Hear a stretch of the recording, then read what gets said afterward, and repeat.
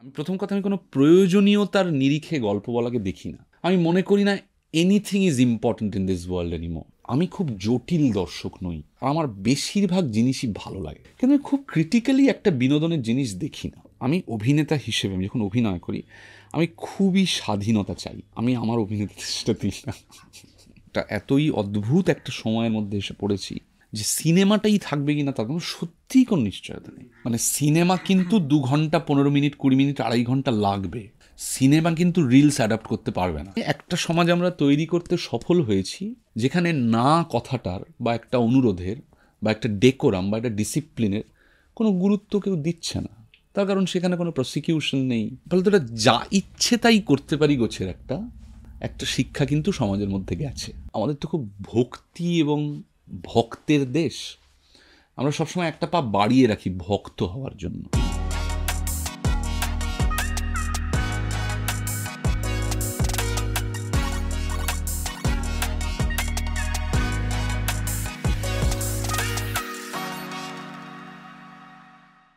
এখন আমি আপনার সাথে বসেছি কথা বলতে, আমাকে আবার এখন বলা হয়েছে একটা ছবি করার কথা। তো আমাদের প্রথম টাস্ক হবে একটা গল্প করা।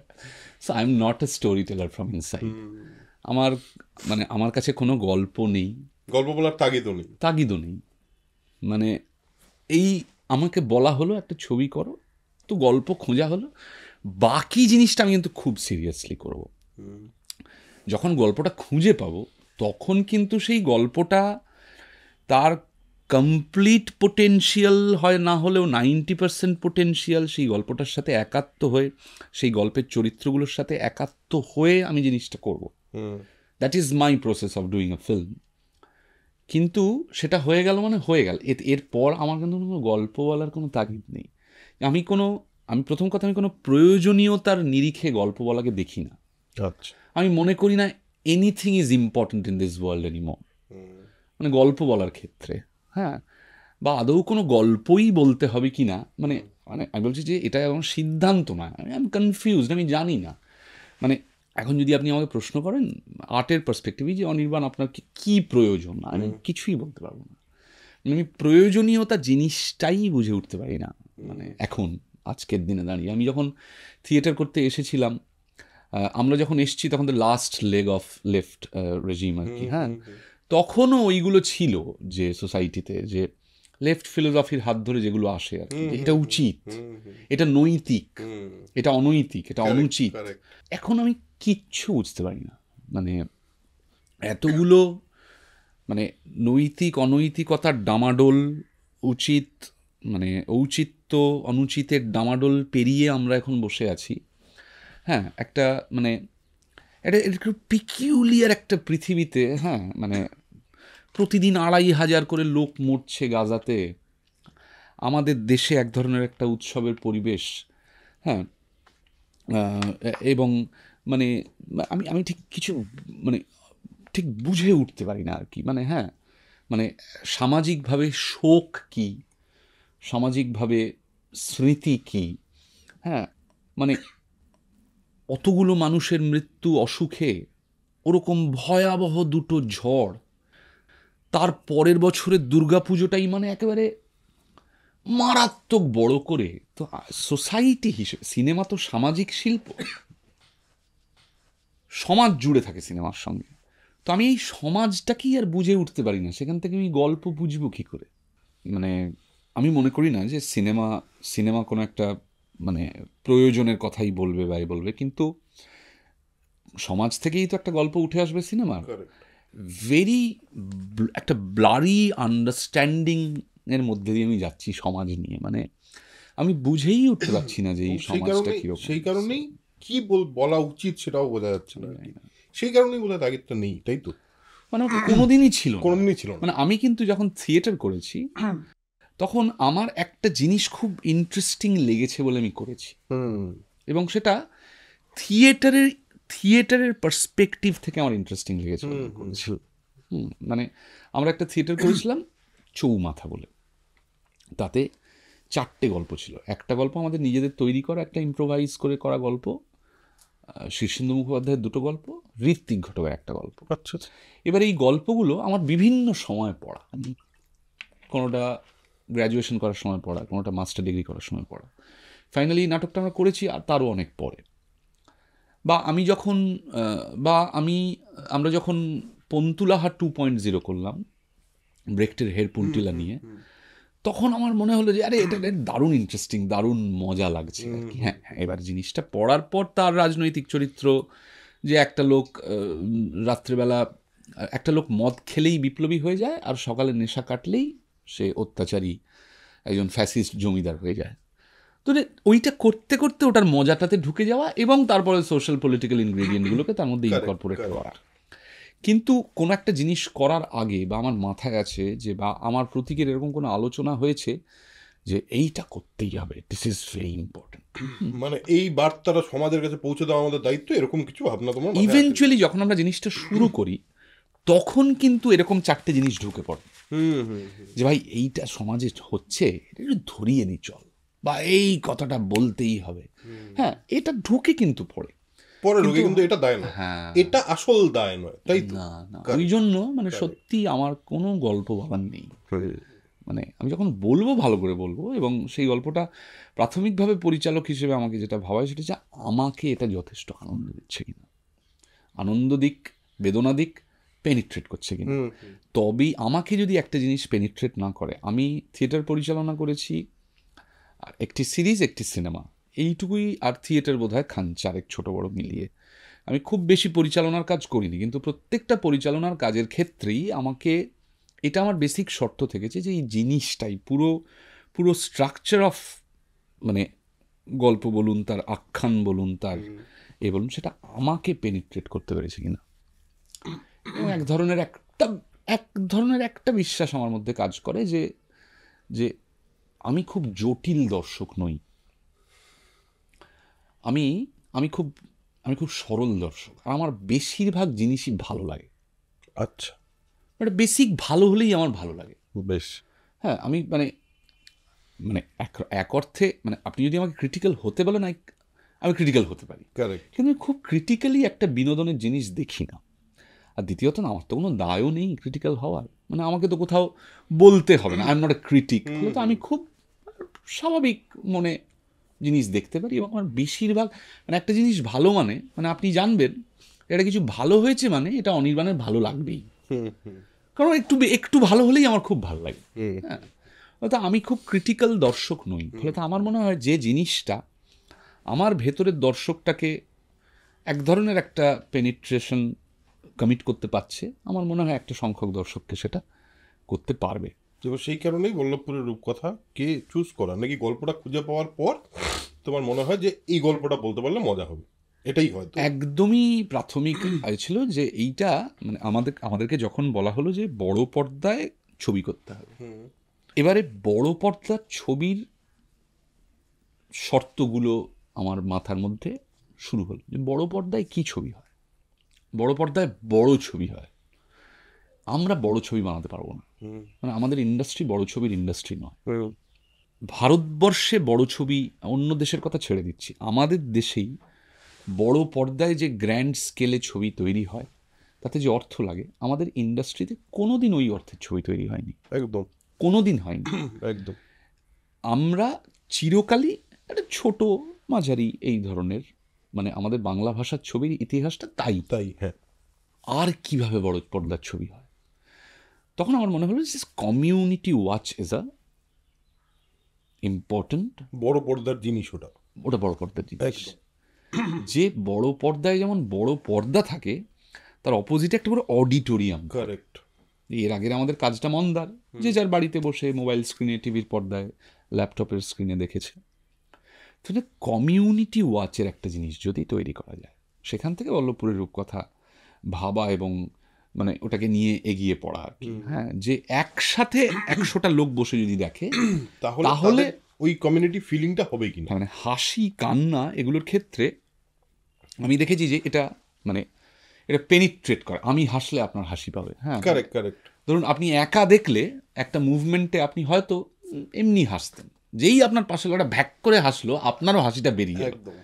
এটা আমার বহুদিন, মানে থিয়েটারের থেকে আমার এটা জানা সেই জানা। যেরকম এই যে শাহরুখ খানের সিনেমা, আমি পাঠান দেখতে গিয়ে আবার প্যান্ডেমিকের পর অনেক দিন পর আমি বল্লভপুরের রূপকথা হলে দেখতে পারিনি, সেটা আমার আফসোস আছে, সেটা পরে বলছি। কিন্তু পাঠান দেখতে গিয়ে আমি ওই কমিউনিটি ফিলিংটা পেলাম যে সিটি কেউ এরা মারলো মানে আমারও কিন্তু ওদের সঙ্গে আনন্দটা আমার দুগুণ হয়ে গেল, কারণ সবাই মিলে আনন্দ করছি তো, একা করছি না তো। কমিউনিটি এইটাই মানে এটাই হলো প্রধান আইডিয়া ছিল তোমার, ওই উল্টো দিকটায়, যে দিকটা পর্দায় আমরা বিরাট বড় কিছু করতে পারবো না, সেটা আমি করতে থেকেই জানতাম। উল্টো দিকটা নিয়ে আমরা ভাবতে পারি, কারেক্ট ওইটাকে কিভাবে পেনিট্রেট করা যায়, সেই অনুযায়ী গল্প। সেখান থেকে বল্লভপুর। এই একটা জিনিস জিজ্ঞেস করি, বল্লভপুর করার সময়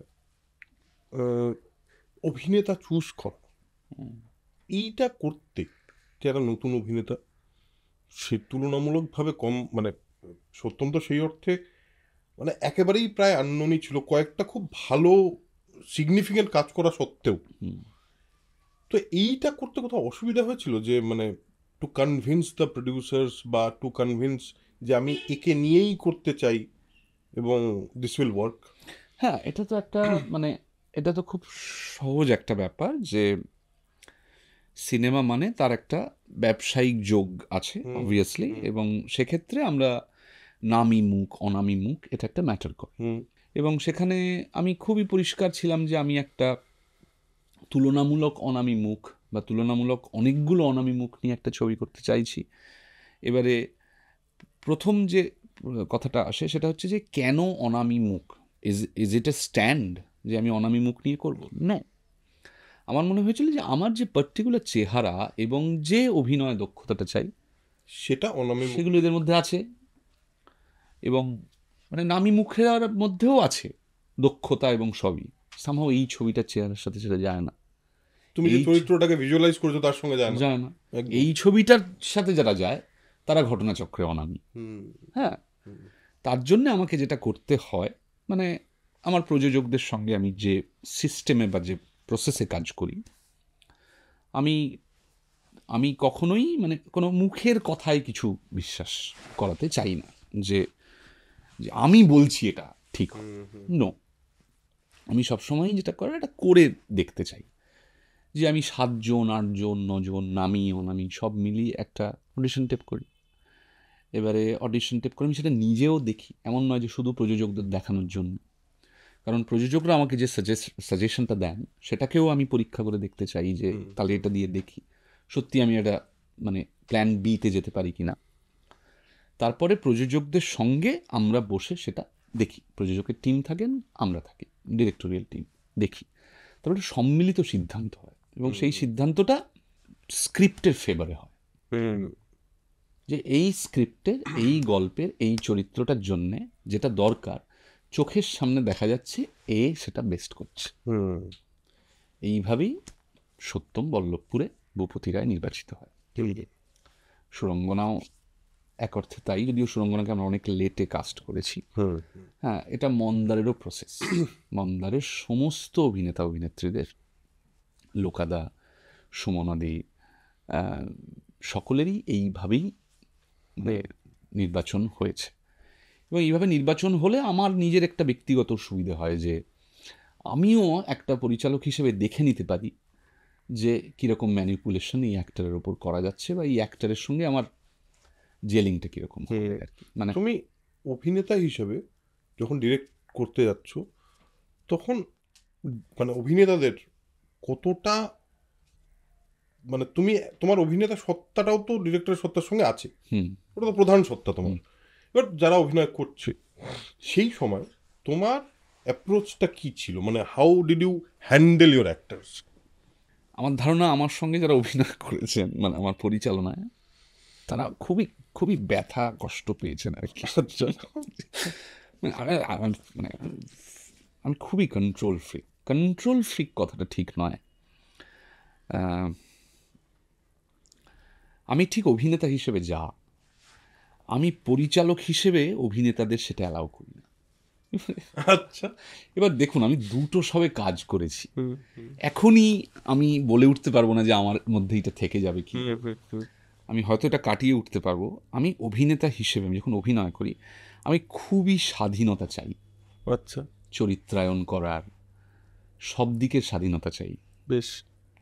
আমি আমার অভিনেতাদের সেটা দিই না। আচ্ছা, যেমন বল্লভপুরের ক্ষেত্রেই আমার একটা আমরা বল্লভপুরের ক্ষেত্রে আমরা রিহার্সাল করেছিলাম, তার একটাই কারণ ছিল, সেটা হচ্ছে আমি একটা পার্টিকুলার গতিতে গোটা সংলাপটা শুনেছিলাম এই ছবির। তাহলে পার্টিকুলার গতি, মানে ধরে নিন আমি বলছি যে মানে ধরুন মানে সা রে গা মা পা ধা নি সা, ওখানে কোনো একটা ঢুকে সা রে গা মা পা ধা করলে হবে না। আচ্ছা, এবার একজন অভিনেতার তো মনে হতেই পারে যে অনির্বাণদা এইখানটা যদি না না সা রে গা মা পা ধা নি সা। এবারে হ্যাঁ, সে যখন আমাকে জিজ্ঞাসা করছে যে তুমি এটা কেন চাইছো, তখন আমি তাকে বলছি যে আসলে Explain আমি করছো। একটা 60s সুরকে ধরতে চাইছি। হ্যাঁ, ওই সময়ের ছবিতে যেভাবে কথা বলা হতো, হ্যাঁ, ইনস্ট্যান্স ঠগিনী, গল্প হলেও সত্যি, ৭৭.৫, তার পাহাড়ি সান্যালের কথার যে গতি, উত্তমবাবুর কথার যে গতি, রবি ঘোষের কথার যে গতি, সেটাকে ধরতে চাইছি, সেইটা বলছি। তাতে একটা কনভিন্সড হয়েও যাচ্ছে যে ও আচ্ছা আচ্ছা ঠিক আছে ঠিক আছে। কিন্তু আমার কোনো পরিচালক যদি আমাকে বলতে তাহলে তোমার অসুবিধা হতো। কবি তার মানে তোমার একটা সত্তা ডিরেক্টর সত্তার মধ্যে একটা ঝামেলা তো আছে, এই পার্টিকুলার ঝামেলা তো আছে, ঝামেলা মানে এইটা, এই কন্ট্রাডিকশনটা আছে। ডেফিনেটলি কোনোদিন ভবিষ্যতে কাটিয়ে উঠতে পারবো, কিন্তু এইটা খুবই আছে, খুবই। এবং তাতে কিছু অভিনেতা আমি জানি তখন যথেষ্টই বিরক্ত হয়েছে। বলেনি আমাকে ভালোবাসে বলে হয়তো, বা এর জন্য মানে না, আসলে অনির্বাণ খুব সিরিয়াস, যা বলছে শুনে নিয়ে একটু, কিন্তু ভেতরে ভেতরে মানে অভিনেতার যে বিরক্তি, মানে আমি নিজেকে দিয়ে বুঝতে পারি যে কেউ যদি আমাকে শটের আগে ওইভাবে এসে বলে, হ্যাঁ, যে এইখানে দরজাটা এইভাবে খুলবি, একটা পাল্লাই যেন খোলে, দুটো না খোলে, এইখানে এসে ঠিক এই জায়গাটায় দাঁড়িয়ে ওদিকে তাকিয়ে এই কথা, আমি তো খুব বাড়ি চলে যাচ্ছি, কাউকে দেখা সবসময় এরকম করি না, বাট হ্যাঁ, মানে তাড়াহুড়োর সময় এই জিনিসটা আছে আর কি, মানে।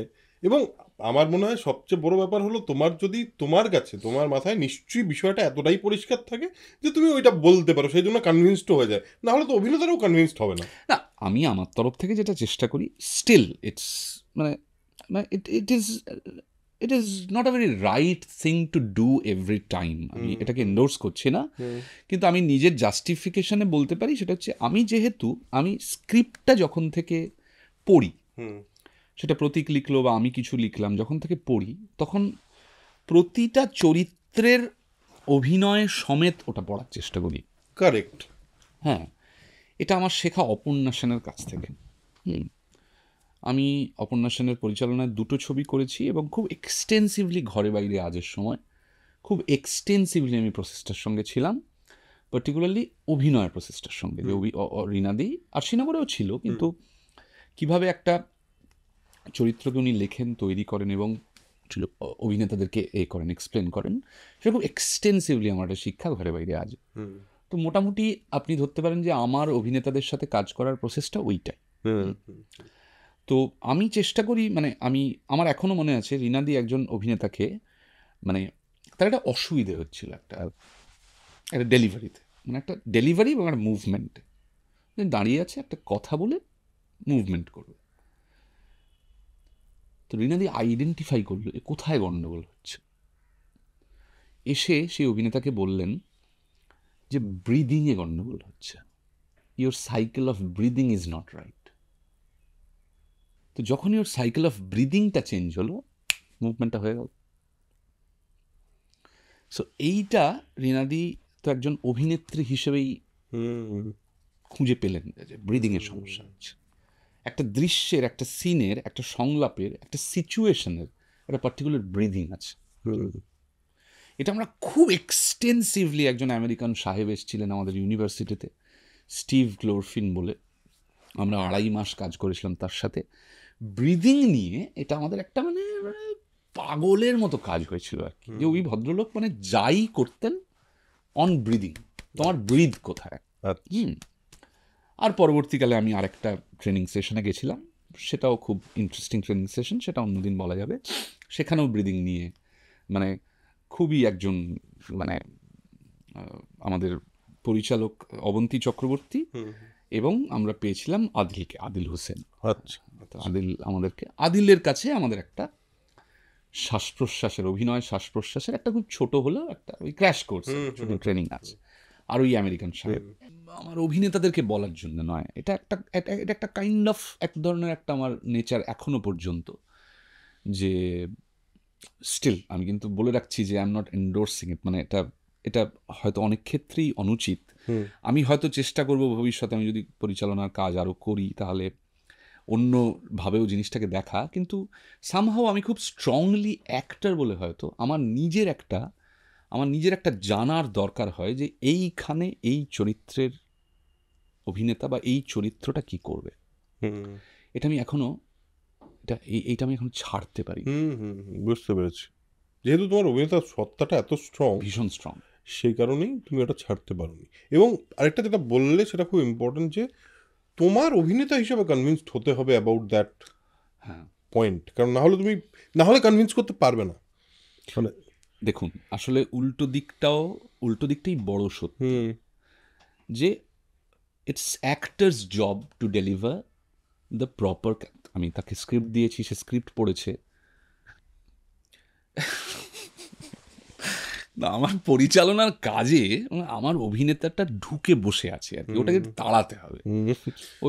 তাড়াতে হবে। আর একটা তাড়ানোর সুযোগ ঘটছে না, তার কারণ আমাদেরকে ম্যাসিভ স্পিডে শুটিং করতে হবে। একদম একদম। আমি কোনো অ্যাক্টরকে গিয়ে বলতে পারি না যে একটু দেখি না তুই কি না, দেখা দেখি কোনো সময় শিফট চলছে। শোন, চলো এইখানে বসে আছিস, ও দিক থেকে ঢুকলো, তুই হঠাৎ করে অবাক হয়ে গেলি, ওই যেটা আলোচনা করেছিলাম, তারপর ঝগড়াঝাটি করে তুই ডান দিকে বেরোলি, ও বাঁ দিক দিয়ে চলে গেল। একদম এটাই। অথচ আমি যখন অভিনয় করতে যাই, আমার পরিচালক তো আমায় বলেন যে দেখি কি ভাবছিস।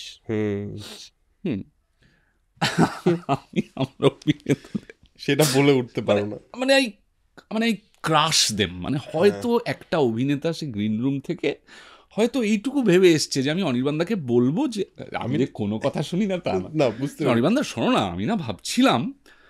ওর ফ্লোরে আসার পর এসে গেছে, এদিকে আয় সত্যম, এদিকে আয় দেবরাজ, এদিকে আয়, এইখানে একটা কথা বলো তো। আমার ধারণা আমি কিরকম পরিচালক, আমি যাদেরকে পরিচালনা করেছি তারা বেটার বলতে পারবে অ্যাক্টর হ্যান্ডেলিং এর ক্ষেত্রে, ট্রুথ অ্যাক্টর হ্যান্ডেলিং এর ক্ষেত্রে তারা বেটার বলতে পারবে।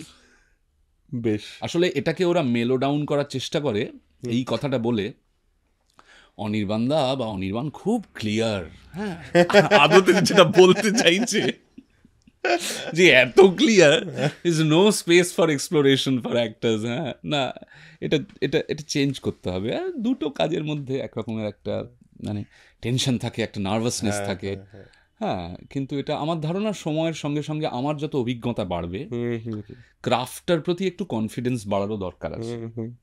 এটা বাড়লে দুটো কাজের মধ্যে এটা করাটা সম্ভব না। আমার ধারণা আরেকটু কাজ করলে এটা হয়তো আরেকটু ইজি হবে। নিজের পরিচালনার ইচ্ছা, মানে পরিচালনার ইচ্ছাটা আর কত, মানে কিরকম ভাবে দেখছো, এরকম কিছু ভাবছো নাকি যেভাবে মানে যেভাবে হয়েছে সেভাবেই হয়ে যেতে থাকবে, নাকি কোনো কনসিয়াস ডিসিশন আছে যে পরিচালনা এখন করবো না, ব্রেক নিলাম? না, একটা তো ব্রেক মানে এই র্যাপিড কাজের যুগে as a quantity driven time, সেখানে ব্রেক মানে বিরাট একটা ব্রেক যে নিলাম তার তো উপায় থাকে না, বা সবসময় সেটা কোনো ওই যে আবার বললাম প্রয়োজনীয়তাও থাকে না। মানে ব্রেক ফর এ ব্রেক সেক, মানে আমি বলেছিলাম আমি বছর 2-2.5 পরিচালনা করব না, কারণ আমি খেয়াল করে দেখলাম একটা কাজ করতে যেহেতু সব মিলিয়ে লেখা, শুটিং, পোস্ট প্রোডাকশন মিলিয়ে একটা 1 বছর লেগেই যাচ্ছে, এবং তখন মাথাতে আর কিছু ঢুকছেই না। সেটা করতে গেলে মানে প্রতি বছর যদি একটা করে ডিরেকশন দিতে থাকি তাহলে তো অভিনয়টা হবে না। Correct. So I took a break, এবং আমি সত্যিই পরপর অনেকগুলো কাজে অভিনয় করলাম। হ্যাঁ, তো আবার হয়তো একটা কিছু করব না। ডিরেকশনের একটা যেটা আছে সেটা হচ্ছে যে দের ইজ আমাদের ইন্ডাস্ট্রিতে একটা শিফট আছে, যে বরাবরই পরিচালকরা গুরুত্ব পেয়ে এসছেন। সব ইন্ডাস্ট্রিতেই একটা শিফট আছে, যেখানে যেটা দক্ষিণ ভারতে এখনো খুব কম, is a mainly actor driven industry. আমাদের ইন্ডাস্ট্রিতে একটা মানে আমি বলতে চাই যে মানে খানিকটা অটোগ্রাফ থেকেই বলা যেতে পারে।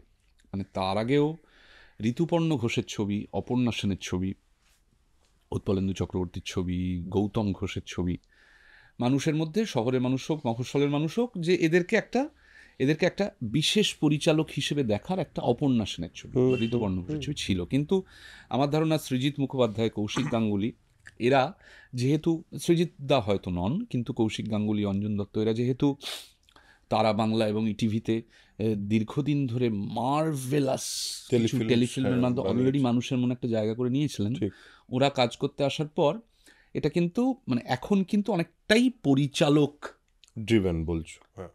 ঠিক ঠিক ঠিক। নন্দিতাদি শিবপ্রসাদ, সৃজিত মুখার্জি, কৌশিক গাঙ্গুলি। তো আমি একটা ছবি করে বুঝেছি যে বাংলাতে ডিরেক্টরের দর বেশি।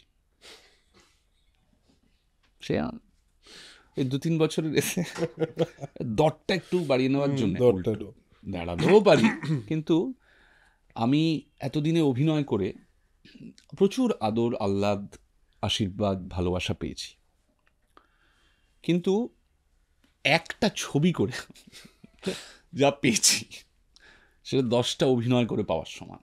আমি তোমাকে মানে আমরা অফ দ্য ক্যামেরা অনির্বাণের সঙ্গে কথা বলছিলাম, সেটা হলো আমি তোমায় বললাম যে বল্লভপুরের রূপকথা আমাকে না ব্লোন অ্যাওয়ে করে দিয়েছিল। আমি হলে দেখিনি সিনেমাটা, তার কারণ হলো বোধহয় আমার জানি না কেন জানি আমার দেখতে ইচ্ছা করেনি, কি জানি আমি বুঝতে পারিনি নাকি, আমি ভাবলাম আবার কি হবে, মানে হয়তো আমি এক্সপেক্টই করিনি এই জিনিসটা ঘটবে আর কি। বল্লভপুরের রূপকথা থেকে আমি মানে এইটা কি, এবং সবচেয়ে দারুণ যেটা লেগেছে সেটা হলো কোনো ভান নেই, মানে কোনো কিছু হবার ভান নেই, একটা পরিষ্কার গল্প আছে, কিছু পরিষ্কার অভিনেতা আছে যারা পরিষ্কার মন দিয়ে, খুব মন দিয়ে অভিনয় করছে না, মানে খুব খুব মানে কি বলবো, হৃদয় আছে পুরোটার মধ্যে একটা, এটা আমার দুর্দান্ত লেগেছে আর কি। এবং তুমি যেটা বলছো, অবভিয়াসলি এরকম একটা ছবি বানালে ভালোবাসা তো পাবেই, এত আনন্দ দিলে মানুষকে ভালো তো বাসা পাবেই। হ্যাঁ, এবং সেটা মাঝে মাঝেই দরকার, সেটা মাঝে মাঝে দরকার, এবং আমাদেরও দরকার। আমি বলছি তোমাকে অ্যাজ এ দর্শক, আমি তো একজন পরিচালকের বাইরে একজন দর্শক হিসেবে এই ধরনের ছবি আমাকে তো খুবই এনরিচ করে ইন টার্মস অফ একটা বাহ, এই তো কে বলছে ভালো কাজ হচ্ছে না, এই তো দারুণ একটা কাজ দেখলাম, খুব মজা হয় এটাতে। তো এরকম জিনিসপত্র আসতে হবে। আর এইটার একটাই টেনশন, যেটা ওই আবার এগেইন অফ দ্য ক্যামেরা আমরা আলোচনা করছিলাম, সেটা হচ্ছে যে মানে ওই আর কি, মানে রবি ঠাকুর কবিতা লিখে নিয়ে বৌঠানকে এটা পড়ে শোনা, তখন বৌঠান বলেন যে হয়েছে বিহারীলালের মতো হয়নি। তো আমার আর প্রতীকের ওই একটা ভয়, হয়েছে বল্লভপুরের মতো হয়নি, একটা টেনশন আছে সেটা নিয়ে। এত মানুষ দেখেছেন আশীর্বাদ, আমি ইউএসএ গেছিলাম গত বছর, বল্লভপুরের রূপকথা মানে এখানে ভালো লাগে, আর ভেতরে ভেতরে বিপদ ঘন্টি বাজতে থাকে যে তাহলে এর পর যেটা করব সেটা যদি আনন্দটা না দেয়, মানে আমি জানি না, মানে হয়তো একটা নতুন কন্টেন্ট মানুষ নতুন ভাবেই দেখবে, কারেক্ট, কিন্তু মানে এইরকম একটা মেমোরি থেকে যাওয়া যে অনির্বাণরাই তো বল্লভপুরের রূপকথা করেছিল, তো ওরাই তো আবার করছে, নিশ্চয়ই ভালো লাগবে। এই যে একটা প্রেশার, ঠিক আছে, এটা তো নিতেই হবে, এবং এটা নিয়ে কিন্তু চেষ্টা করব রিপিট না করার। কারেক্ট, চেষ্টা করব একটা যে মেজাজেরই হোক না কেন, মানে চেষ্টা করব একটা নতুন কিছু যদি করা যায়, মানে নতুন কিছু মানে আমাদের কাজের ক্ষেত্রে সিনেমাতে নতুন কিছু করা সম্ভব না হয়ে গেছে সিনেমা। তুমি এই মুহূর্তে একটা প্যাডেস্টালে আছো, যে কোনো মানুষ তো আস্তে আস্তে এটা মানে মানুষের চোখে প্যাডেস্টালে উঠতে থাকে, নিজের চোখে না হলেও মানুষের চোখে তো একটা করে প্যাডেস্টালে উঠতে থাকে। একটা পয়েন্টে দাঁড়িয়ে নিজেকে আর কোথায় মানে নেক্সট স্টেপটা কি ভাবো, যে এরপর আমাকে না এইখানে যেতে হবে, ওইখানে যেতে হবে, এরকম কিছু ভাবো? না, কোনোদিনই ভাবো না? এইটার কোনো প্রেশারও থাকে না তোমার উপর? না, থাকে, একটা সময় ছিল, আমি নিইনি প্রেশারটা আমি নিইনি। সেটা কি অনেকে নিয়ে ফেলে বেশি একটু? হ্যাঁ, নিয়ে ফেলে, মানে আমাদের ইন্ডাস্ট্রি মানে এই যে পুরো ব্যবস্থাটা, আমাদের ইন্ডাস্ট্রি কেন, বম্বেও হয়তো, সব পৃথিবীর সব ইন্ডাস্ট্রি হয়তো তাই, শোবিজ সিনেমা এমন একটা জায়গা যেটা এই প্রেশারটা দিতে থাকে, ক্রমাগত দিতে থাকে। এবারে আমি অন্তত এইটুকু জানি আমার কি কি লাগবে না, সেইটা আমি জানি। আচ্ছা, সেটা জানো? সেটা আমি জানি বাহ, যে আমার এগুলো জীবনে লাগবে না। অনেক কিছু লাগতে পারে তার একটা ধারণা আমার মতো করে আছে, কিন্তু আমার কি কি লাগবে না সেগুলো আমি জানি, ফলত সেই অনুযায়ী আমি এই প্রেশারটাকে অ্যাকসেপ্ট বা রিজেক্ট করতে পারি। বেশ। কিন্তু সেটা আমার জীবন, সকলের জীবন এক নয়, সকলের প্রায়োরিটিজ এক নয়, সকলের ক্রাইসিস, সকলের কি বলবো মানে সিচুয়েশন এক নয়, এবং এতই ভোলাটাইল এবং একটা এতই অদ্ভুত একটা সময়ের মধ্যে এসে পড়েছি যে সত্যি মানে এই যে ঋদ্ধির ইন্টারভিউ আপনার সঙ্গে, ও যে বলছিল খুবই কনভিকশনের সঙ্গে বলছিল এবং ডেটার ওপর বেস করেই বলছিল যে যে সিনেমাটাই থাকবে কিনা তার কোনো সত্যিই কোনো নিশ্চয় নেই। মানে ইট কুড বি মানে ম্যাটার অফ 2, 3, 4, 5 ইয়ার্স মোর।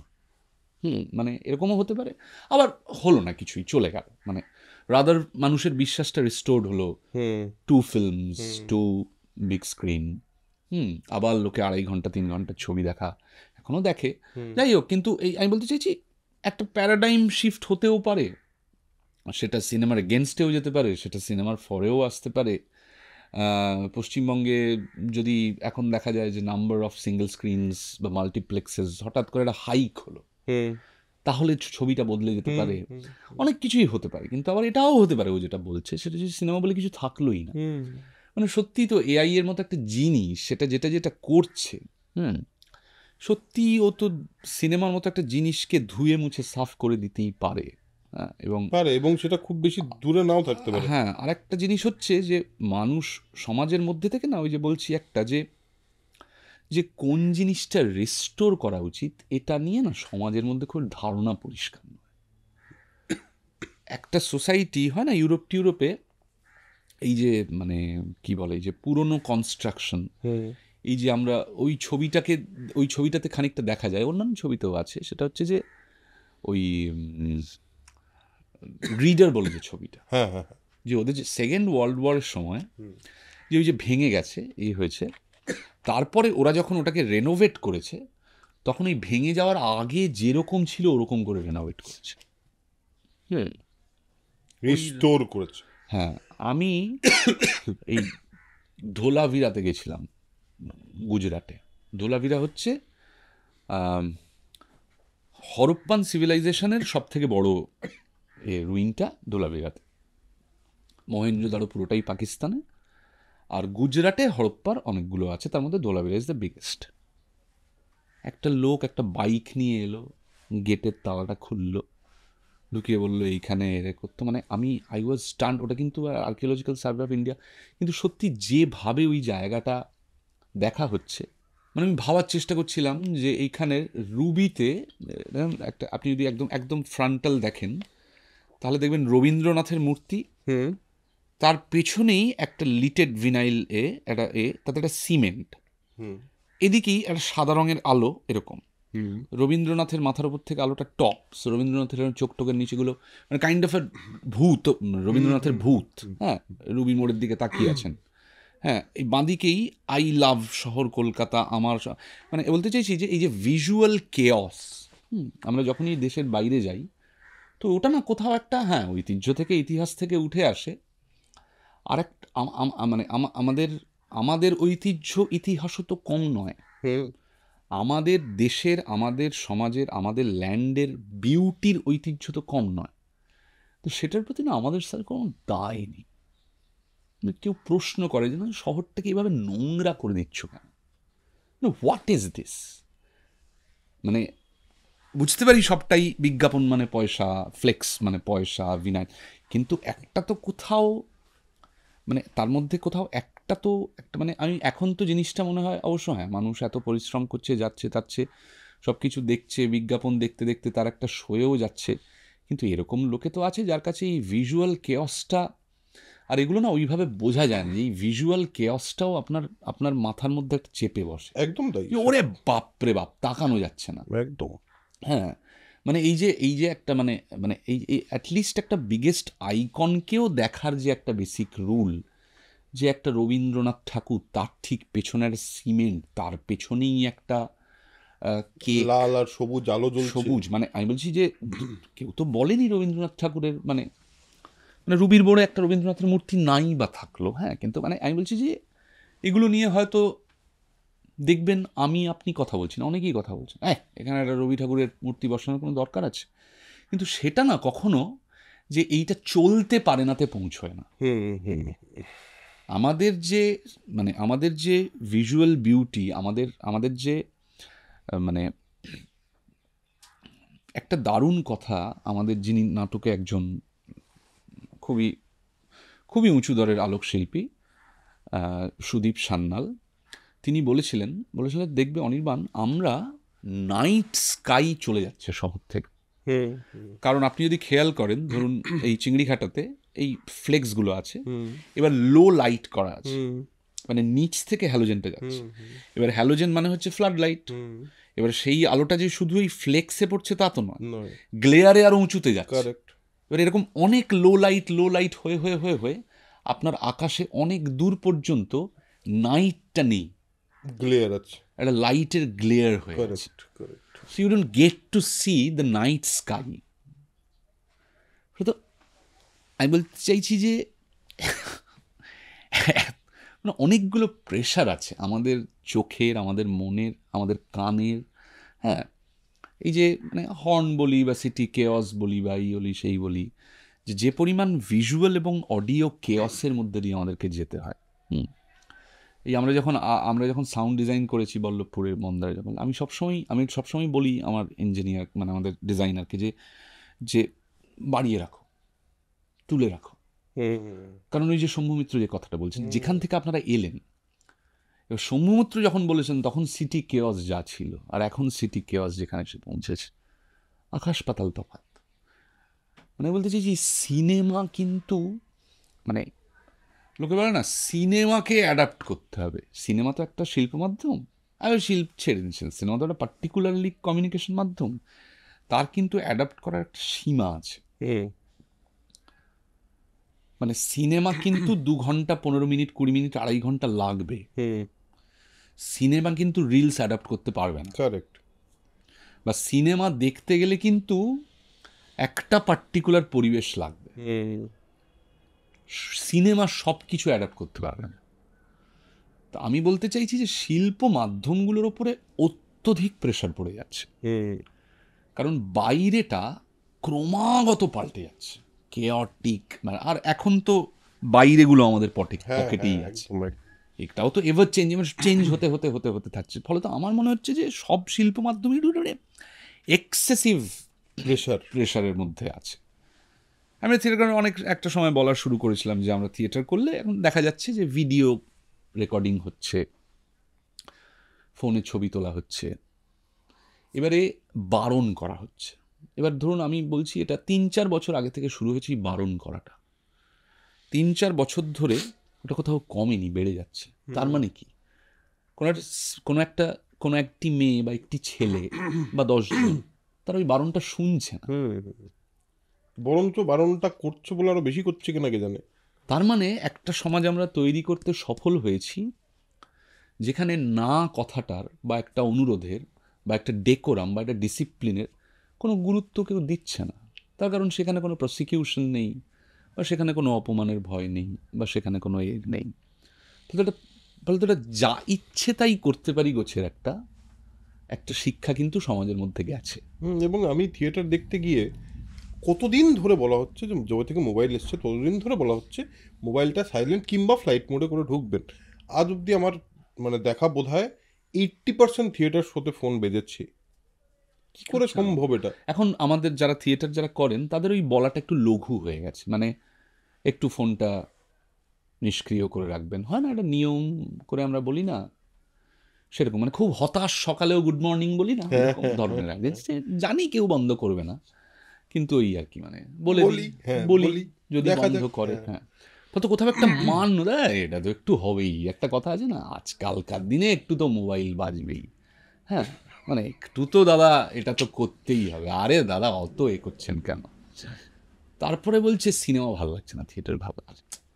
একটা আমি বলছি না যে এগুলো সব করলেই খারাপ সিনেমা ভালো সিনেমা হয়ে যাবে, তা নয়, কিন্তু একটা শিল্প মাধ্যমের একটা শর্ত আছে, যে কোনো শিল্প মাধ্যমের একটা শর্ত আছে।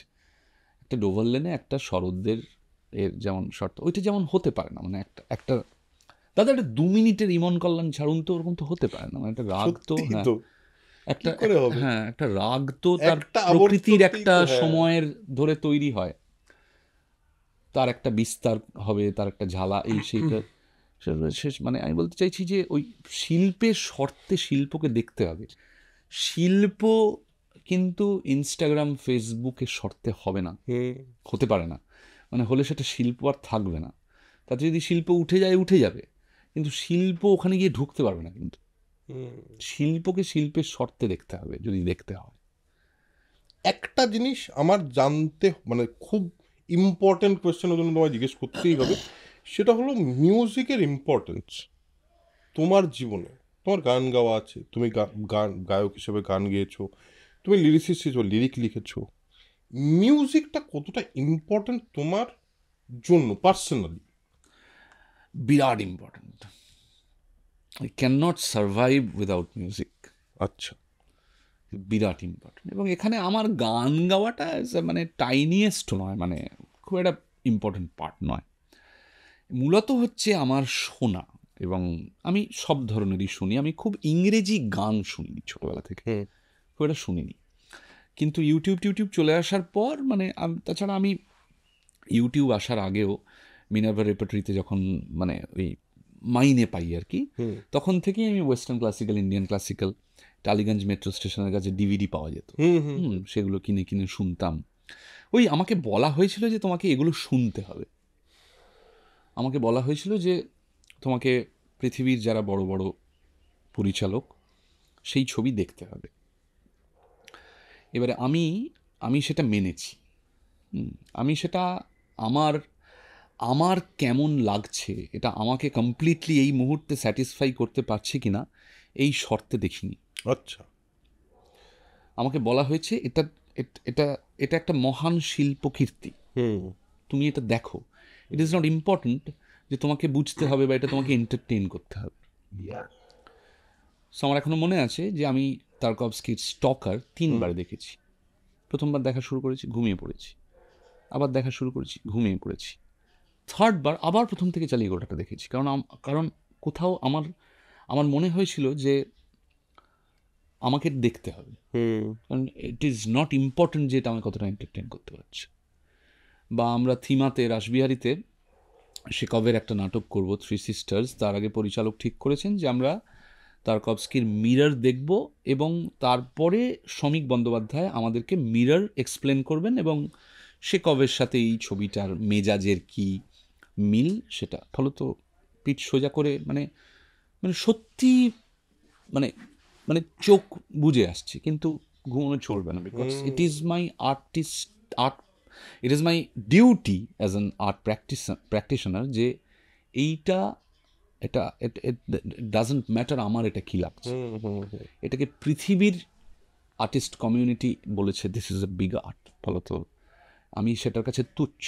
আমি এটা হতেই পারে, এটা আমি এটা বুঝতে, মানে আমাকে যা যা বিনোদন দিতে পারবে না তাই যে শিল্প নয় তা নয়। এরকম অনেক পেন্টিং আছে পিকাসোর যেটা আমি সত্যিই, যেটা আমাকে এন্টারটেন করছে না, ডাজন্ট ম্যাটার, আমাকে এন্টারটেন করছে না বলেই ওটা শিল্পগুণ কমে যায় না একদম। হ্যাঁ, ফলত এইভাবে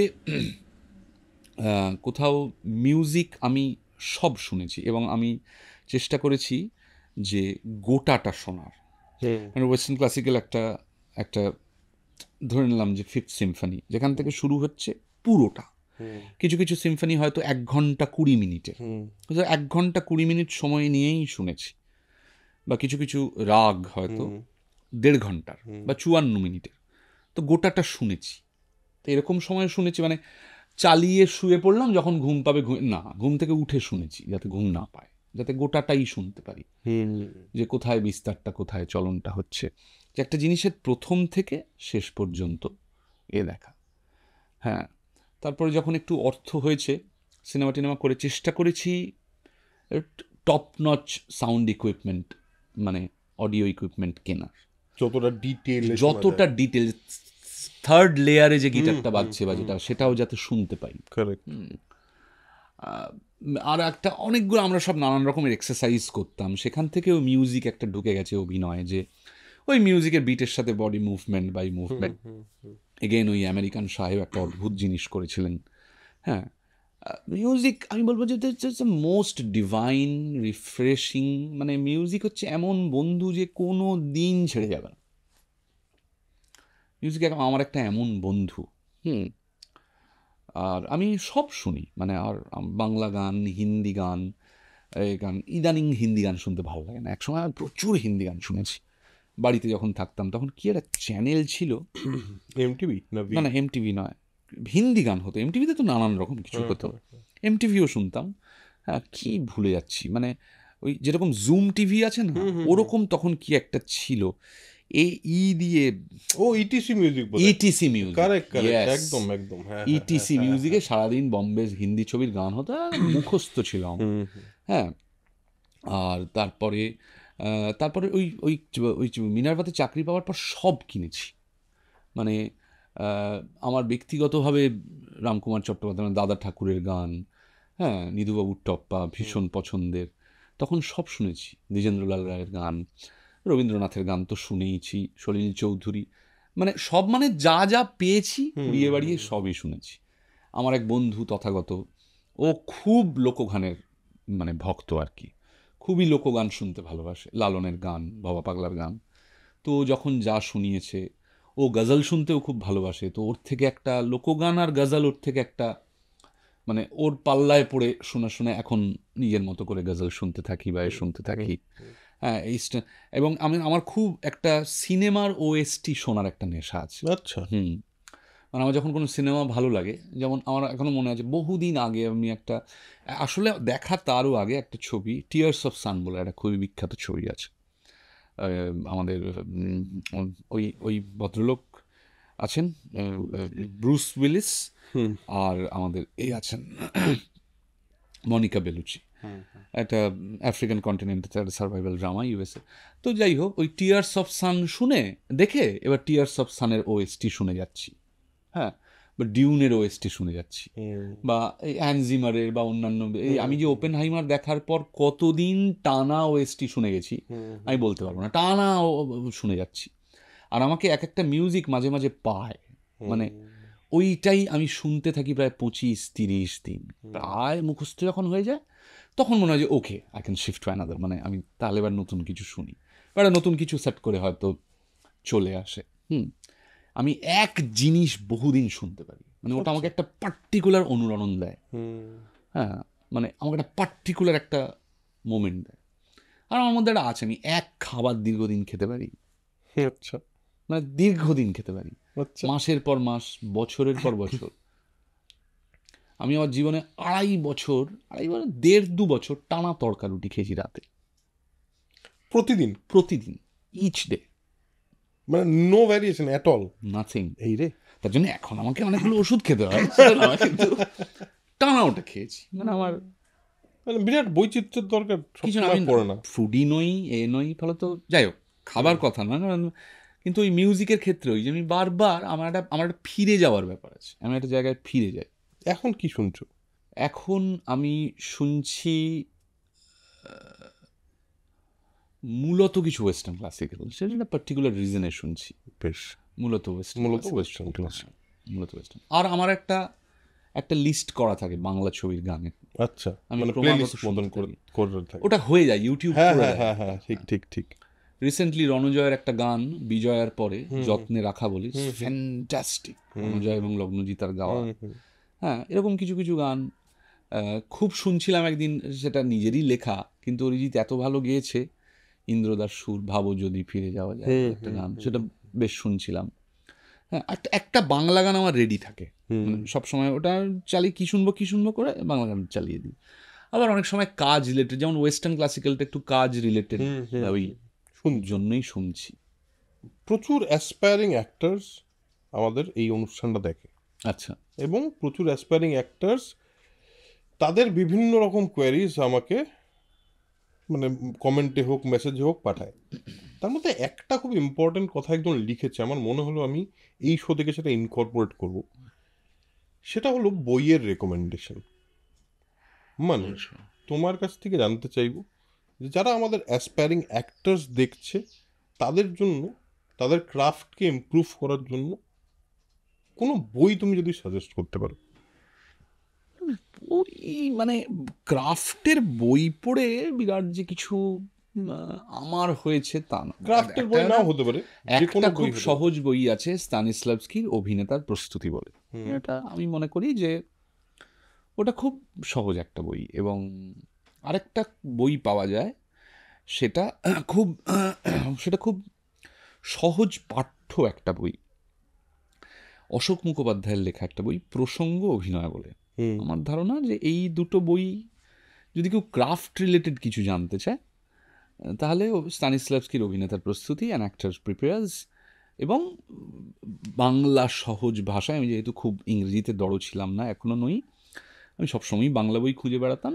স্তানিস্লাভস্কির অভিনেতার প্রস্তুতি তো বাংলাতে পাওয়াই যায়, এবং প্রসঙ্গ অভিনয়ও আমার ধারণা খুব সম্প্রতি রিপ্রিন্ট হয়েছে। প্রসঙ্গ অভিনয় আমার ক্রাফট অনুযায়ী, আর সব আছে, অনেক কিছু আছে এখন। মেইজনারের বই আছে, নো অ্যাক্টিং। আমি পড়েছি লি স্ট্রাসবার্গের বই, স্টেলা অ্যাডলারের বই, কিন্তু আমাকে যে বিরাট মানে খুব সাহায্য করেছে, আমাকে মূলত এক্সারসাইজই সাহায্য করেছে। আচ্ছা, কিন্তু কারণ অবন্তীদি, আমি অবন্তীদির সঙ্গে একটা সময় টানা কাজ করেছি, অবন্তীদির পরিচালনায়। তো অবন্তীদি খুব মানে লি স্ট্রাসবার্গ, স্টেলা অ্যাডলার, মেইজনার, মানে এগুলো খুব মানে পৃথিবীর বিভিন্ন মেথড অফ অ্যাক্টিং নিয়ে অ্যাক্টরদের সাথে কাজ করতে ভালোবাসে একদম। তো অবন্তীদির আন্ডারে আমি অনেকটা দিন অনেকগুলো মানে ওয়েস্টার্ন অ্যাক্টিং ট্রেনিং মেথডের মধ্যে দিয়ে গেছি আর কি। তো কিন্তু করে অ্যাপ্লিকেশন মানে মেথডের বই পড়ে।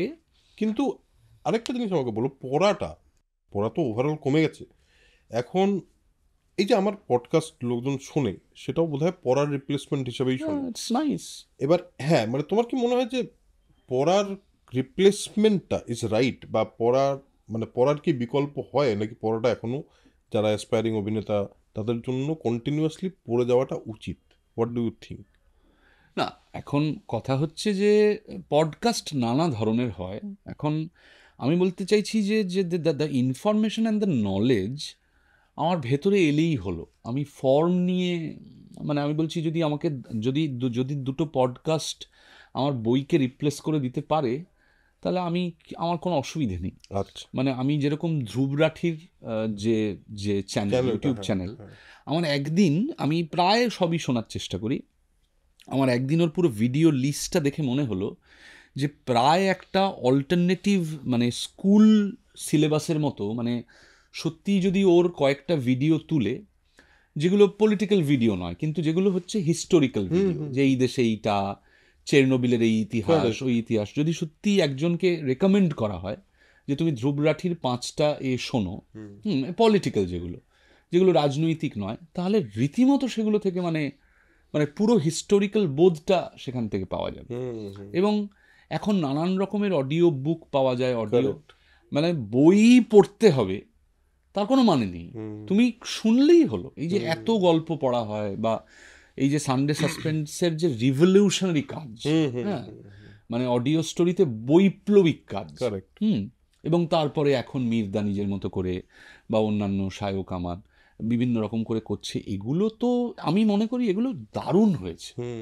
পডকাস্ট এবং অডিও স্টোরি, বই যে অনেকে পড়ছিল না, বা একদম সাহিত্যের সাহিত্যের সাথে একটা সম্পর্ক কমে যাচ্ছিল, সেইটা কিন্তু অডিও স্টোরি তো এসে বাড়িয়েছে, দারুণ করেছে, এবং এটা বৈপ্লবিক, দারুণ। মানে আমি তো সেটাকে মানে খুবই সমর্থন জানাই। আমি নিজে সেটার ভোক্তা, আমি নিজে সেটা খুবই করি। মানে আমি সত্যি বই অনেক কম পড়ি এখন, অডিও স্টোরি বেশি শুনি। এবারে সব কিছু হয়তো অডিও স্টোরিতে পাওয়া যাবে না।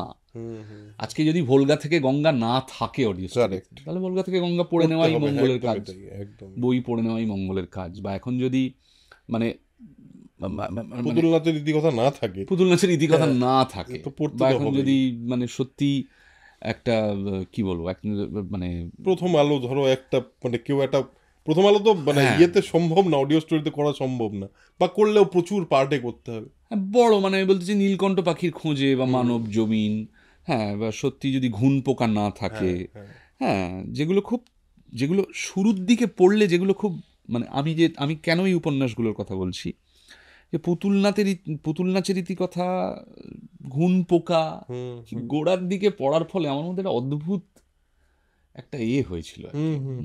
আমার যেটা হয়েছে প্রথম আলো সেই সময় পড়ে একটা অদ্ভুত মানে কি বলবো, চোখ ফোক খুলে গিয়ে কি যেটা হয়ে গেল, আমার পড়ার প্রতি আবার ওই ওই পাগলামোটা শুরু হলো। তারপর আমি মানিক বন্দ্যোপাধ্যায় পড়া শুরু করলাম, তারপর আমি আবার বিভূতিভূষণ পড়া ঠিক, শুরু ঠিক। করলাম। চাঁদের পাহাড় ছোটবেলায় একরকম ভাবে পড়েছি, পরে বড় হয়ে আরেকভাবে পড়লাম, এগুলো হয়েছে। যেমন আমি নবারুণের মানে অটো ও ভোগী আগে পড়েছি, নবারুণ বাবুর অটো ভোগী, তারপরে কাঙাল মালসার, দেন ফেতাড়ুর বোম্বাচাক, তারপরে মসলিয়াম।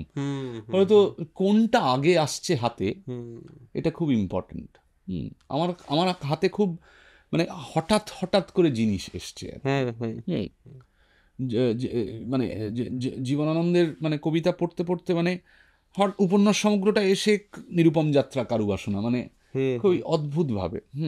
আমি মাল্যবান পড়িনি, কারণ ওই উপন্যাস সমগ্রই মাল্যবান আছে, কিন্তু মাল্যবানের আমার কৌশিক সেনের করা থিয়েটারের একটা এমন স্মৃতি আছে, সেটা এত পাওয়ারফুল যে আমার মনে হয়েছে মাল্যবানটা পরে পড়বো।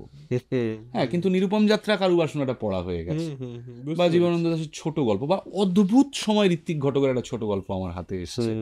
হ্যাঁ, মানে বইমেলায় ঘুরে বেড়াতে বেড়াতে আরে ঋত্বিক ঘটক গল্প লিখেছে দেখি বলে, হ্যাঁ, এরকম ইন্টারেস্ট থেকে কখন যে কি হাতে চলে এসছে। আর আর আর ডোন্ট গো ফর ইনফরমেশন, মানে আমি এটাই আমাদের সময়ও হয়েছিল, এখন তো বিরাট হয়। Information is the real knowledge, এরকম একটা জিনিস সোসাইটিতে এসে গেছে, এবং সেটা ইজ নট রাইট। হ্যাঁ, একদমই তাই। কোনো কাজে লাগবে না, কিচ্ছু কাজে লাগবে না। ইনফরমেশন নিয়ে প্রচুর ইনফরমেশন মাথায় জমাতে পারো, তাতে কিছু হয় না আলটিমেটলি। Knowledge is important. 4টে বই যদি বাড়িতে থাকে, সেটাও যদি বারবার খুলে খুলে পড়া হয়, যথেষ্ট বলছি না, কিন্তু আমি বলতে চাইছি সেটাও ইম্পর্টেন্ট আর কি।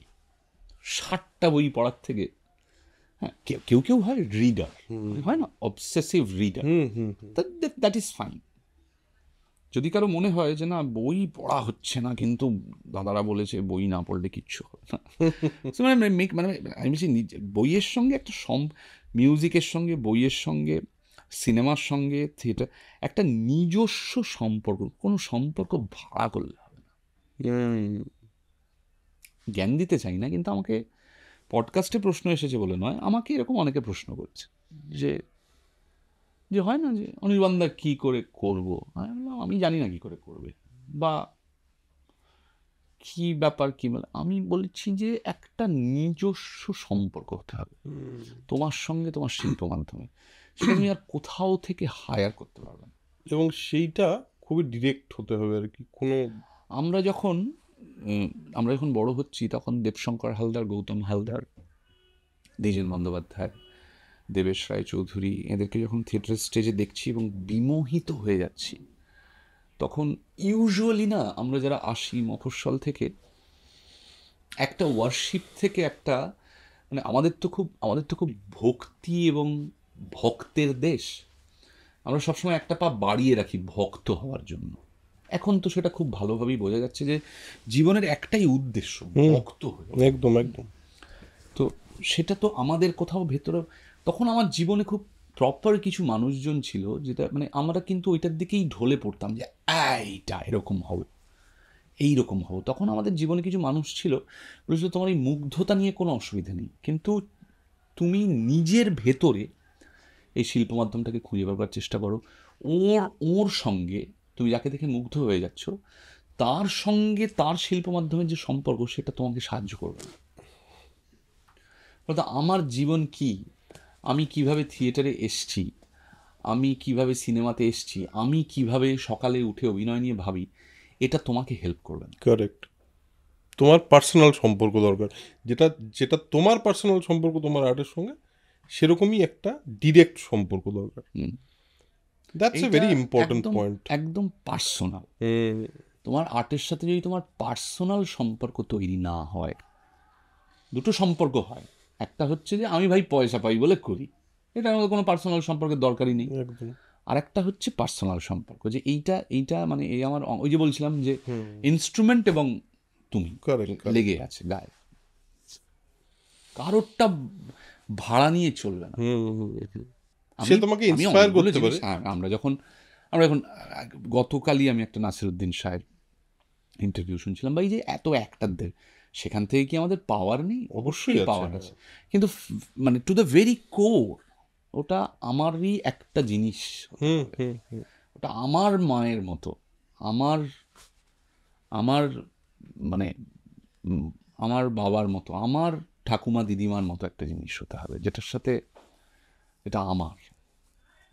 ওই সম্পর্কটাও খুব পার্সোনাল এবং খুব খুব সিক্রেটও বটে আর কি। সমস্ত জায়গা থেকে আমার মনে হয় তোমার যে পার্সোনাল কানেকশন সেটা সম্পূর্ণভাবে তুমি ব্যক্ত করতে পারবে না, এবং যেটা সব অর্থে মেটেরিয়ালের ওপর ডিপেন্ডেন্ট। কারেক্ট একদম। যে আমি যদি যতটা জনপ্রিয়তা পেয়েছি ততটা যদি না পেতাম, তাহলে আমার সম্পর্কটা অতটাই গভীর এবং গহীন থাকতো। কারেক্ট। যে সম্পর্ক থেকে আমার এটা এসইউভি হলো না, সে সম্পর্কে এরকম যেন না। কারেক্ট একদম। ওই জন্য বলছি মা, ওই জন্য বলছি ওই রকম একটা সততা ডিমান্ড করে। আমি কেমন অভিনেতা হলাম, আমি কটা সিনেমা করলাম, কতগুলো হাততালি পেলাম, আমার মায়ের সাথে আমার সম্পর্ক তো সেটার উপর ডিপেন্ড। কারেক্ট। সো তোমার আর্ট ফর্মের সাথে তোমার সম্পর্কটা, এখন এটাকে জোর করে নিয়ে যাওয়ার কোনো উপায় নেই। যদি গেল তো গেল। আমার বিশ্বাস ওই যে আবার আমি দৈবে যেহেতু বিশ্বাস করি না, অলৌকিকতায় বা প্রতিভাতে বিশ্বাস করি না, আমি মনে করি যে এটার একটা প্র্যাকটিস আছে। আমরা একটা অনেক কিছু নিয়ে একটা অদ্ভুত আড্ডা মারলাম। জেনারেলি আমার এই পডকাস্টের আড্ডাটা এরমই হয়, তুমি দেখেইছ, খুবই নর্মাল ফ্লোতে যা আড্ডা হয়। আমরা একদম শেষে একটা প্রশ্ন, আমি শেষই করতাম, শুধু একটা প্রশ্ন ডলফিন বলেছে আমাকে করতে, ওই জন্য করতে হবে। সেটা হলো, বলছে যে সমস্ত সুন্দর দেখতে ছেলেরা যদি অভিনয় ছেড়ে ডিরেকশন করে, তাহলে মানে স্ক্রিনে ভালো লাগাটার কি হবে? এটা হলো ডলফিনের প্রশ্ন। এটার উত্তর কি তোমার কাছে? না এটা না, এরকম কিন্তু তথ্যগতভাবে এটা ঠিক নয়। আর দ্বিতীয়ত এই প্রশ্নটাকে রিসিভ করলে এইটাকে মান্যতা দেওয়া হয় যে আমি সুন্দর দেখতে, আমি নিজেকে সুন্দর দেখতে মনে করি না। আচ্ছা। অনেক সুন্দর অভিনেতারা আছেন যাদেরকে খুবই সুপুরুষ দেখতে এবং ভালো অভিনয় করেন, তবে আমি চিরকালই বিশ্বাস করে এসেছি অভিনেতাকে সুন্দর বানায় অভিনয়। কারেক্ট। তাকে যেমনই দেখতে হবে, সেটা সারা পৃথিবীতে, ভারতবর্ষে, বাংলা ছবিতে আমরা যে কোনো ধরনের উদাহরণ যদি তুলে দেখে নিই, যে সমাজে প্রথাগত সৌন্দর্যের যে সংজ্ঞা, সেটা ভেঙে চুরমার করে দিয়েছে অভিনয় শিল্প। কারেক্ট। উত্তর পেয়ে গেছিস? খানিকটা নাচও। হ্যাঁ, কারেক্ট। বীরজু মহারাজের থেকে সুন্দর, কি কমনীয় সৌন্দর্য, আবার কখনো রুদ্র সৌন্দর্য, মানে বিভিন্ন রকম সৌন্দর্য আর কি ওনার মধ্যে থেকে দেখতে পাওয়া যায়। এটা তো মানে অবভিয়াসলি সৌন্দর্যটাও তো রিলেটিভ পুরো। অভিনেতা অভিনয় সুন্দর। কারেক্ট। তুমি মূলত তোমার সত্তাটা সারা জীবন ধরে অভিনেতা থাকবে এই বিষয়ে তুমি নিশ্চিত? আমি ভেবে দিই। তুমি ভেবে দেখোনি? ভাবতে চাও না? আমি কোনোদিন সবকিছু ছেড়েও দিতে পারি। বেশ, সবকিছু ছেড়ে দিতে পারো? হ্যাঁ, মানে আমি জানি না, মানে আমি ঠিক, আমি জাস্ট মাঝে মাঝে সেন্স করি যে এই যে এতক্ষণ ধরে যে আলোচনাটা করলাম, এটার মধ্যে একটা গ্লানির কথা আছে। যে আমি, এবং যেটা দিয়ে আমি ইন্টারভিউ শুরু করেছিলাম, যে I am not happy with my time. সেটাতে আমারও কিছু দায় আছে, তবে সব দায়ী যে আমার তা নয়। ফলত আমি জানি না এই গ্লানিটা কতদিন আমি নিতে পারবো, বা এই গ্লানিটা নেওয়ার মতো কি সাপোর্ট সিস্টেম আমার চারপাশে কাজ করবে। যদি না করে তাহলে নাও করতে পারি, আবার করতেও পারি। আমাদের মানে নিম্ন মধ্যবিত্ত ইনস্টিংক্টে একটা টিকে থাকা এবং করে যাওয়ার একটা ব্যাপার আছে, যে করে যাওয়া। হ্যাঁ, একটা সময় সেখান থেকে কোয়ালিটি চলে যায়, বেসিক মোটিভেশন চলে যায়। হ্যাঁ, কিন্তু আমাদের মধ্যে এক ধরনের একটা জাতিগতভাবে হেঁটে যাওয়ার একটা, মানুষের মধ্যেই সেটা আছে, যে বেরিয়েছিল বাড়ি থেকে একটা কোথাও পৌঁছবে বলে, তারপরে সেটা খুঁজে পাচ্ছে না, কিন্তু হাঁটছে। সেরকম হলে হয়তো আমি করতে থাকবো। আমার যদি কোনোদিন মনে হয় যে করতে ভাল লাগছে না, এবং যদি দিন গুজরানের অন্য একটা কোনো ব্যবস্থা পাওয়া যায়, তাহলে তখন সেটা করবো। আমি এখন যাই না, এখন আমার কিন্তু ভালোই লাগছে অভিনয় করতে, এটাতে আমি আনন্দও পাচ্ছি। গ্লানি আছে, সকলের নিজের মতো করে আছে, কিন্তু এখন ভারতবর্ষের মতো দেশে চলতে কত মানুষ কত রকমের গ্লানি নিয়ে চলছে, আমাদেরকেও চলতে হবে। কান্নাকাটি করারও কিছু নেই, অভিযোগ করারও কিছু নেই, কিন্তু আমার মনে হয় যে মেনশন করে করে যাওয়াটা দরকার। মানে ওইটা বলার মধ্যেও আবার কিছু নেই যে না খুব আনন্দ চারপাশে, ওটা বলারও কোনো অর্থ হয় না। যা চলছে সেটা চলছে, আমরা বসে পড়ছি না যে কি আর হবে, কাজ করে যাচ্ছি। যে কোনো শর্তেই হোক মানুষের কাছে দায়বদ্ধ থেকে তাকে আনন্দ দেওয়া, তাকে পেনিট্রেট করার কাজ আমাদেরকে করে যেতেই হবে। তবে ওই যা হচ্ছে সেইটার কোথাও একটা মান্যতা নিজের মধ্যে রাখতে হবে, যে এটা কিন্তু হচ্ছে, সেটাকে পর্দা দিয়ে ঢেকে না কোনো উট পাখি হয়ে লাভ নেই। হ্যাঁ, উট পাখি হয়ে বালির মধ্যে মুখ গুঁজে ওই অন্ধ হলে কি প্রলয় বন্ধ থাকে, না খাওয়াটাই ভালো।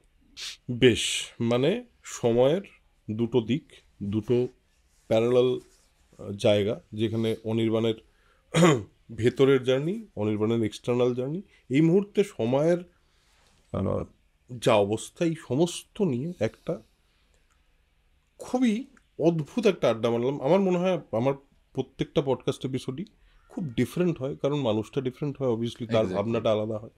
এবং আমার মানে সৌভাগ্য যে তাদের ভাবনার অনেকটা এই পডকাস্টে এসে অনেকভাবেই বেরিয়ে আসে। তোমার ক্ষেত্রেও তাই হলো। প্রথম কথা, থ্যাংক ইউ এতটা সময় দেওয়ার জন্য, এতটা খুলে কথা বলার জন্য, এতটা সোল কানেক্টেড হওয়ার জন্য। খুবই খুবই এনজয় করেছি আমি পার্সোনালি এই আড্ডাটা। আমার মনে হয় আমার দর্শকদেরও যেই ধরনের আড্ডা ভালো লাগে, মানে যেই কারণে আমি অবাক হয়ে গেছিলাম যে আজকে রিলের যুগেও এতক্ষণ ধরে লোকে একটা আড্ডা শুনছে, ঠিক, এবং সেটা খুব আশা ব্যঞ্জক আর কি, কোথাও একটা খুবই আশা হয়। আমার মনে হয় এই আড্ডাটাও আপনাদের মধ্যে ওই ইন্সপিরেশন, ওই বোধ, ওই যতটুকু ভালো লাগা সেটা তৈরি করতে পেরেছে বলেই আমার মনে হয়। এবং এই সমস্ত কিছু যেটা অনির্বাণ শেষে বলল, গ্লানি, কষ্ট, দুঃখ ইত্যাদি ইত্যাদি সব থাকবেই, কিন্তু আমাদের ভেতরকার সম্পর্কটাতে একটু যদি সৎ থাকা যায়, তাহলে বোধহয় ভালো থাকতে পারবো এর সমস্ত কিছুর মধ্যে। সো ভালো থাকাটা ইম্পর্টেন্ট। সোল কানেকশন আমি যেটা বলি সেটা হলো স্প্রেড পজিটিভিটি, স্প্রেড নলেজ, কারণ নলেজ একটা অদ্ভুত পাওয়ার। সো এই কথা বলে আজকের এপিসোড শেষ করছি। Thank you Anirban, thank you for coming. And যদি তুমি সোল কানেকশনের দর্শকদের জন্য কিছু বলতে চাও। না, আপনাকে অনেক ধন্যবাদ, থ্যাংক ইউ ভেরি মাচ। যে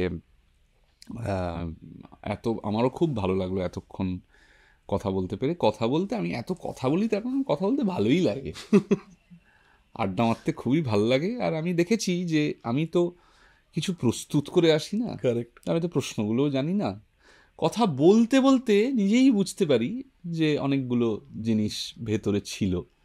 হ্যাঁ, তো খুবই ভালো লাগলো আড্ডা মেরে। এবং আমি নিজে যেহেতু একজন সোল কানেকশনের নিয়মিত দর্শক, সেইখানে এসে মানে খুবই নিজেকে মানে আই এম রিয়েলি অনার্ড যে আমি এখানে আসতে পেরেছি। কারণ কত গুণী শিল্পী, আমাদের সিনিয়র যারা, আমাদের সমাজের যারা খুবই গুরুত্বপূর্ণ শিল্পী, তারা এখানে এসে কথা বলে গেছেন।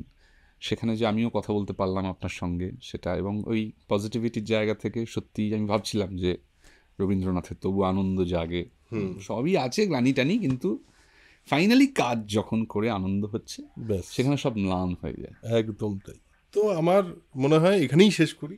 আনন্দে থাকুন, ভালো থাকুন, সবাই মিলে ভালো থাকি, আর সোল কানেকশন পডকাস্ট দেখতে থাকুন। দেখা হচ্ছে পরের এপিসোডে। আর আপনাদের যেটা করতে হবে সেটা আপনারা খুব ভালো করে জানেন, সেটা হলো অনেকেই আছেন যারা সাবস্ক্রাইব করছেন না অথচ দেখছেন। প্লিজ তারা সাবস্ক্রাইব করুন, আমাদের সাবস্ক্রাইবার কাউন্টটা একটু বাড়ান, আর যাতে আমরা আর একটু বেশি ভালো ভালো পডকাস্ট আরও নিয়ে আসতে পারি এবং আপনাদের কাছে সেই নোটিফিকেশনটা পৌঁছে। Thank you for listening to soul connection podcast. দেখা হচ্ছে পরের এপিসোডে।